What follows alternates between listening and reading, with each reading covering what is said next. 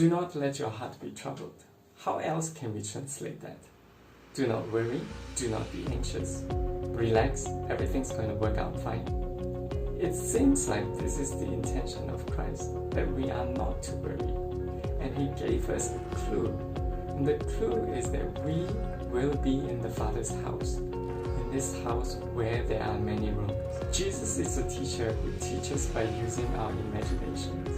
But for our imaginations to come alive, we need to have some understanding. What is this house that He was talking about? Apparently, in the time when the Gospel was written, it was favorable to live in a house where there are many rooms and many people can live in it. Most probably it is the family, it is the relatives, friends, who will all be in this one place, and that they have a common ground, they can come together to fellowship, have dinner, have meals together, they can talk to each other, build relationships.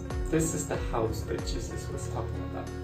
And if we're talking about the Father's house, then we're saying that we will always be with Him, we can always fellowship with Him, we will be cared for, and that we belong. Experiences in my life have taught me that when I'm worrying about many things, it could be finance, it could be my reputation, I can get overboard and get lost in that worry.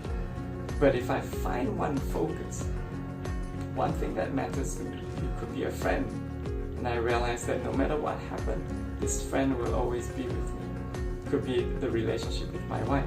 Everything can fall apart, but she will remain. Ultimately, all this will lead me back to the reality of God in my life, that He's the one that I know is always there, and no matter what happens, He will always be with me.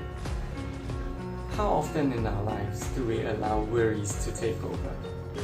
Focusing on worries will only magnify them. They will seem much bigger than they really are. If we make comfort, my reputation, as the thing that matters the most to me, we're bound to fall apart. Because these are things that are not permanent. God is the one who is permanent. He's the one who is solid, and He's the one that is everlasting.